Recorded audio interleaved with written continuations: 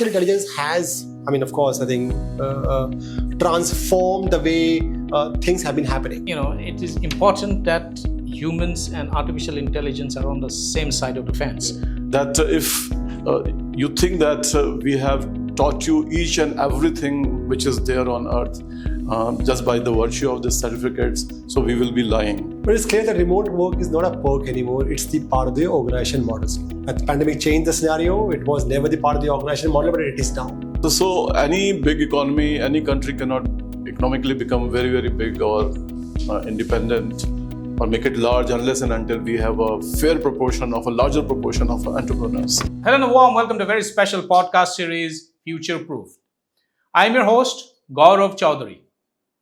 We bring you this series in collaboration with GLA University, which is at the forefront of training, skilling, and educating generations and batches of students and youth for modern day job demands. We are at a very transformative period of human history. Everything is changing. Everything that is visible and tangible is changing at a pace that was unimaginable even until a couple of years ago. Transformations are taking place not in a decade, not in 5 years, not in 3 years, not in 2 years, not in 1 year. Transformations are taking place on a real-time basis. This is very relevant for a country like India.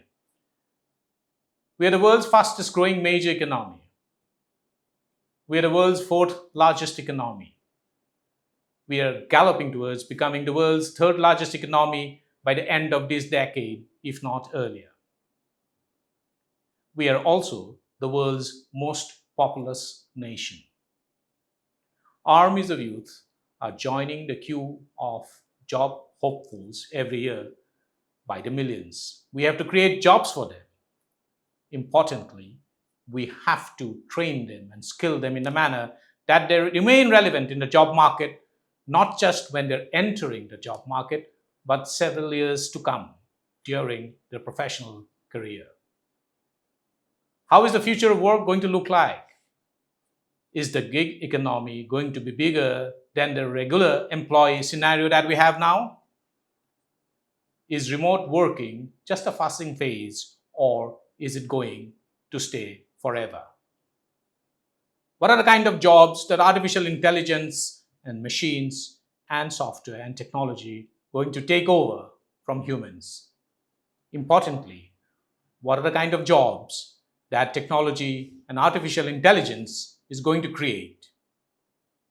Are things going to settle down after an initial phase of disruption? To talk about all of this and much more, I have with me two experts who know more than a thing or two about what's happening in the universe and landscape of the future of work. I have with me Sandeep Pandey, founder and CEO Skewb Analytics, and Professor Anurag Singh, director of the Institute of Business Management, GLA University. Welcome to the show, Sandeep and Professor Anurag. Delighted to have you. Sandeep, first to you. This is a context-setting question. All of us are talking about the future of work, and you have a ringside view. You have almost a front-seat view of what's happening and the changes that are taking place. What are the key trends and insights that you are spotting? What are the patterns emerging, and how do we need to prepare ourselves for it? First of all, thank you so much. Pleasure to be here. Great topic. And if I were to look at 2 or 3 big things, I think in my 25 years of career, I am seeing as historic changes. I don't think we've seen these changes in the past. Predominantly led by, I think, few things. It's not about a remote working or a gig economy anymore. I think it's about the artificial intelligence, the automation, the rise of health and wellness, the focus towards purpose-led work by the Gen Zs and the millennials and the Gen Alpha, as we call them. I think they all are coming together right now. So for organizations, right now they're at the cusp of how do they manage this massive transformation, while of course, making sure that they are employable, people love working there, they are the great places to work. Big things I'm changing here. And if you were to add it, yes, artificial intelligence has, of course, I think transformed the way things have been happening. Right. They have transformed in a big way. But just to what you said in the beginning, yes, it is a big threat to what's going to happen to the job economy. but it's going to be a big enabler as well to the job economy. So I think in the next 2 to 3 years, you will see, as you said, dust kind of settles down. We'll see it to be a big enabler. Yes, the talents, the kind of skill sets that are needed would be very different in the future than what we had in the past, but I think it'll be a big enabler as well. Absolutely. Very well said, because you did touch upon a very, very important point. It's all about managing the disruption and the transition before we reach a new equilibrium, which probably is going to come a few years from now. That brings me to you, Professor Anurag Singh. One of the things about the human mind and human intelligence as opposed to artificial intelligence is critical thinking, and that remains the foundational pillar of knowledge acquisition since millennia. It's a key skill, and it has remained a key skill since the time humans have been in the pursuit of knowledge. But with the advent of artificial intelligence, how do you think critical thinking is changing? Is this a skill that needs to be reoriented in terms of thinking, and also in training students and youth? How do we train students for critical thinking now when many tasks are being taken over by artificial intelligence? Thank you. First of all, thank you for having me here and raising this very, very important and relevant point. And that this topic is so I would say, close to me. So critical thinking has always been there with us. And I would say that, well, with the AI and the other ML kind of a thing which we are seeing these days, probably these are the enabler for the critical thinking. They are not only basically a threat, rather we find that, well, we are more armed, we feel more equipped to perform and give our best. And let me tell you, as I take care of one business school, so we keep our ears to the ground, and we keep recalibrating all our strength, because we are into tertiary education, and it's not a degree which people really value, right? So our litmus paper test comes from the how the students are getting picked in the job market, whether the industry is finding them relevant, or having a desired skills or not. So we make sure that, yes, critical thinking shall be the cornerstone of all the skills, and it must be making our students or the students who are graduating, say, to take a very important judicious decision with the support of all the new tech which is there. Absolutely. Sandeep, you talked about how artificial intelligence and all that is taking place in the world now is actually going to end up being a great enabler rather than a destroyer, if I may use that word. Professor Anurag talked about critical thinking. But what's your view? What's your view about critical thinking and creative skills, and also importantly, emotional intelligence in an increasingly AI-driven workplace? How do we go about actually training students and people who are seeking job in a job market? It's not just about freshers; it's also people who are changing jobs mid-career, isn't it? And how do we actually go about achieving this? See, critical thinking or strategic thinking, whichever way you define that, I think the most important thing.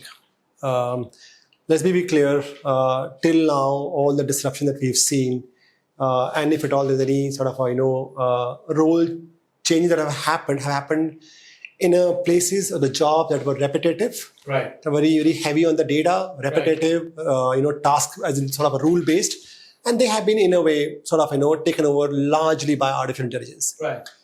Decision making or a strategic thinking, which is where to ask the questions of what ifs, ask the question why now, why not later, whichever of these whys and hows are yet to be taken over by any of the machine. That's right. You need humans to ask those questions, and in asking that question, these machines are very big enablers. Right. Today, when I ask a question, I need to have 25 proof points to say why should I do it or not do it. I think that 25 proof points that I needed, I get it very quickly. I think I got it more horizontal, more vertical, so that I have a very good picture of what I'm asking, but still I need to ask that question. Right. So in my mind, strategic thinking, creative thinking, creativity itself, if you were to look at how today, at least in the marketing world, how brands connect with the consumers, That's all about a creativity of your messaging, creativity of your idea, how you sort of deliver your message through a very creative, grounded in the culture of the country or the culture of the place. That's where the power of the human comes into play. Absolutely. So- No, very well said, because it is important that humans and artificial intelligence are on the same side of the fence. We should not be treating them as Aliens, opposites, yeah. or Correct. we are not in a contest here. We are rather trying to solve the same problems. So as an enabler, and it will also bring great degree of efficiencies in the work that we have been doing. And repetitive work is, if it is taken over by artificial intelligence and machines, is only going to bring more productive efficiency in our work. small, as in, I mean, kind of a result that creative thinkers who are, using AI and the applications, or making them enable their work, are both effective and efficient in delivering the outcome. So That's it's not right. just efficiency; it's effectiveness as well. That's right. I'm able to do more with less. I will deliver better for That's the right. people who are working. It's So not yes. just quantitative, it's also Absolutely. qualitative, and which is where the real change is happening. Which brings me, Professor Anurag, to you. GLA University is at the forefront of training students, generations and batches of students year in and year out. But tell me something very briefly about your curriculum design, because you cannot have a static curriculum. That era probably is over. It's behind us now. Okay. How do you keep on actually given the fact that changes are happening very rapidly? You made a very interesting point that the true marker of a student and curriculum, or any institution or university, is how much of those students are in demand by employers. Given that context, how are you designing your curriculum, and how do you go about achieving the desired goals of making your students more and more employable and in demand? Yeah, so it's a great question, let me tell you, because curriculum decides what we are going to deliver and why we need to deliver that. So curriculum is a strategic document for us, and it is basically having few important ingredient. I would say that our students shall be academically sound, then they must be relevant from the point of view of our industry, as well as the future readiness of the students, right? So keeping all these things in mind, we have a curriculum for all the programs, and they are different from different programs, keeping in mind the thrust areas. And we have a kind of a curriculum review committee for all the programs, right? Rather than each academic domains, for say finance, HR, operations and all.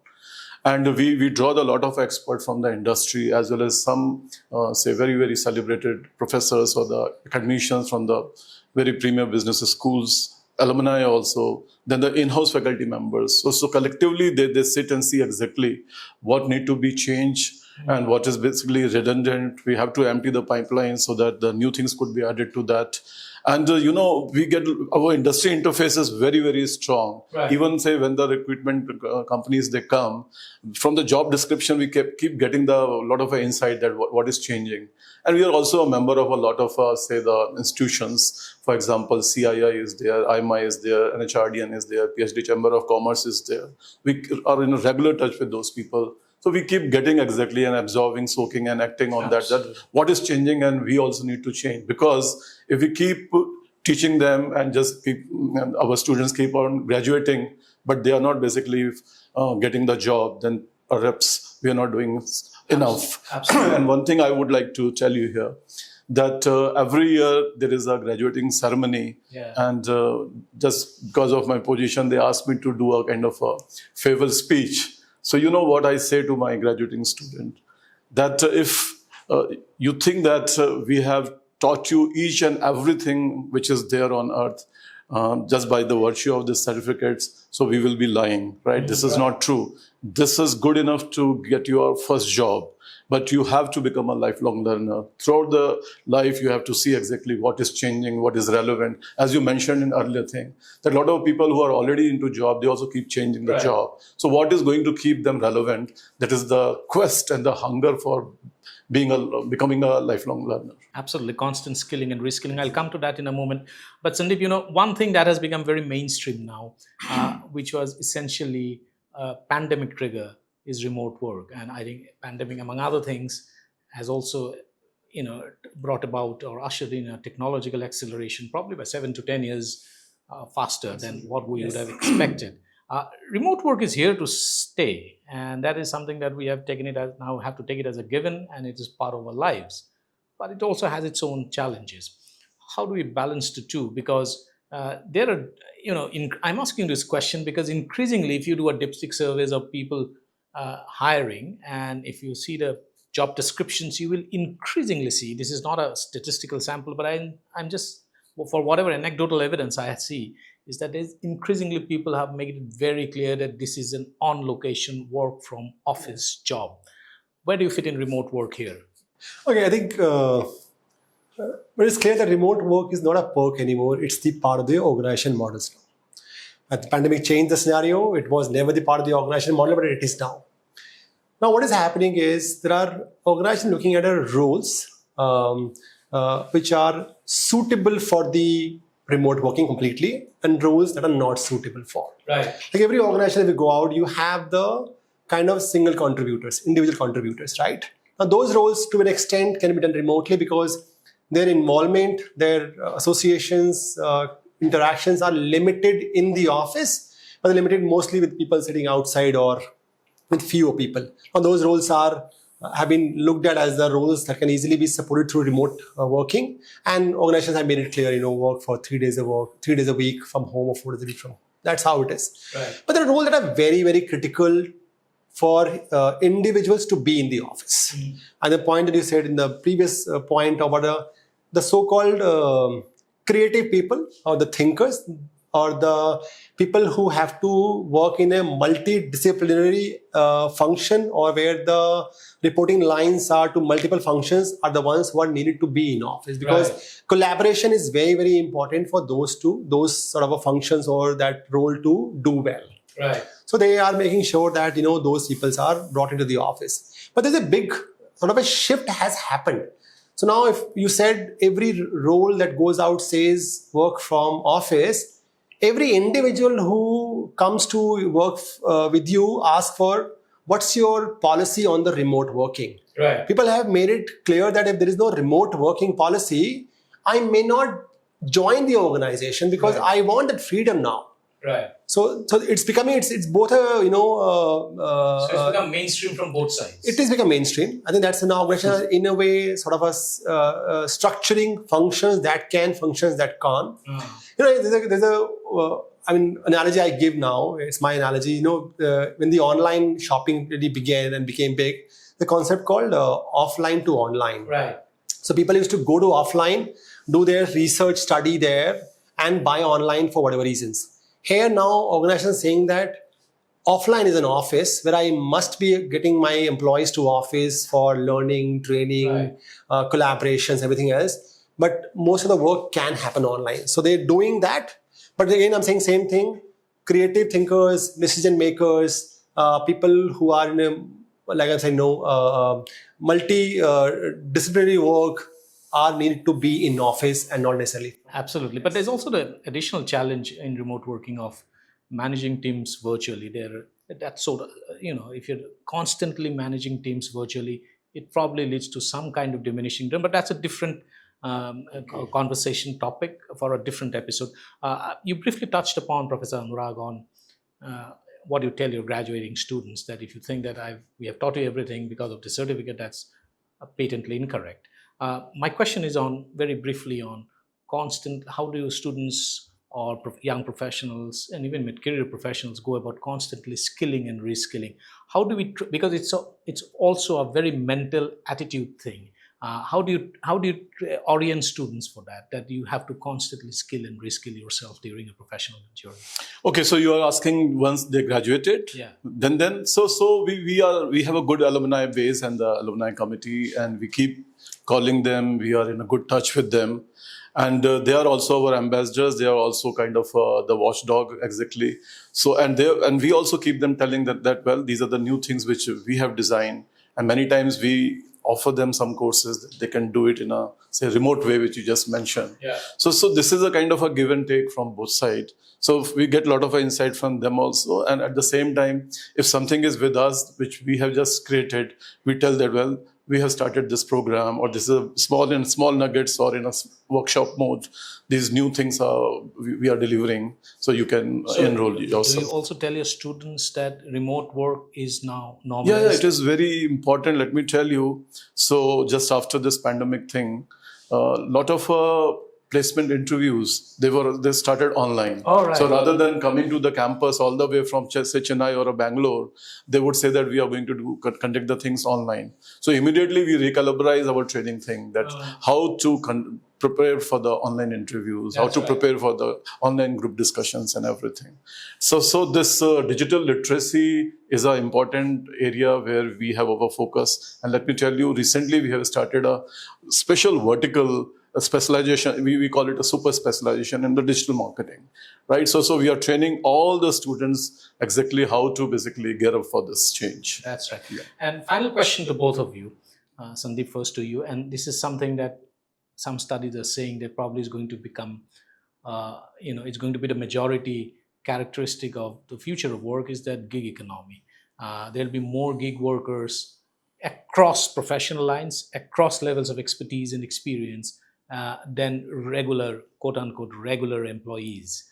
What's your view on this? Do you think the gig economy is growing at such a rapid pace that the future workplace will be dominated more by gig workers and freelancers, or rather than traditional, what we call as payroll regular employees? Okay, my take on that is gig economy is going to grow. Is going to become even bigger and bigger in the next 3 to 5 years. And there's a reason for that. I mean, we're talking about generational shifts here, right? And if you look at now and go to the colleges, I'm sure you would know more about it. For the colleges, there are people who choose not to be part of any campus placements. They want to do something of their own. The increase of freelancers, the increase of people who want to do on their own terms is increasing. And same time, if you look at all the e-commerce and everything else, it's giving the entire new shape to the gig economy. So in my version, it is going to grow. It's going to grow at a very fast pace, and the organizations will have to work with them because they are now with the skill. It's not just I'm going to give an operational job for you. I have a very high-end skill that you as an organization need it, but I as an individual choose not to work for one person. Right. I want my autonomy. I want my time to myself. I want to do things the way I want to do it, and therefore you will have a dependence on this task force, which is massive and going to be even bigger in the future. However, it has its own challenges. Right.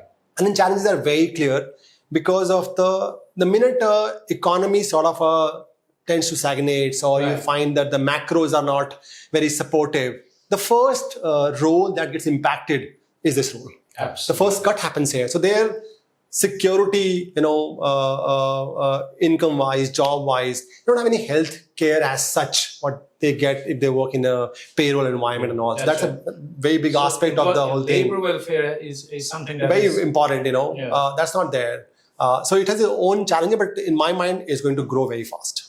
It's an important point you make, because in the gig economy, while many students or outgoing students could say that we would rather want our freedom, because we would like to be a freelancer and we like to do a metered kind of a work rather than regular work.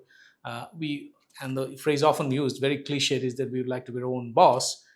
But in the gig world, gig economy, or in the freelancing world, every client is your boss. So you end up actually creating multiple bosses and dealing with multiple challenges. So that's a different thing. But Professor Anurag, final question to you. How are you training your students, to prepare themselves for a possible potential world where the gig economy will be larger than the regular world? So we have a program on the entrepreneurship.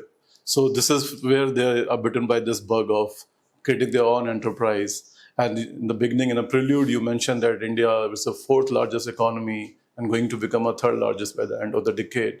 So any big economy, any country cannot economically become very, very big or independent or make it large unless and until we have a larger proportion of entrepreneurs. And the gig culture is basically It's more like Charles Darwin's prophecy that the survival for the fittest, right? So you have to really be a super specialist in your profession. So there are multiple things in which you have to be very super. Right. So you have to be very super enterprising. You have to be master in your trade, whatever you do or in your profession. Then you have to brand yourself also. So it's a branding also. Why the people will be calling you, why will be giving you the business, right? So of course our students are buoyant towards this. A lot of our internship our students are doing in this way. And they have used LinkedIn like a platform to showcase their talents and everything. And many times they get the live projects or some kind of assignment through that. So they are very much aware, and we are very buoyant, and we always promote this. Absolutely. No, that's a very good note to end this conversation. Thank you, Sandeep, and thank you, Anurag. A pleasure. Anurag, Thank you for having us. taking the time out and dropping by to have this conversation with us and sharing your deep insights and perspective. That's it from us for this episode of Future Proof. We hope you liked it. We hope the conversations with experts and their insights is going to inspire you. We'll come back again with a fresh new episode. Until then, stay curious, stay safe, take care.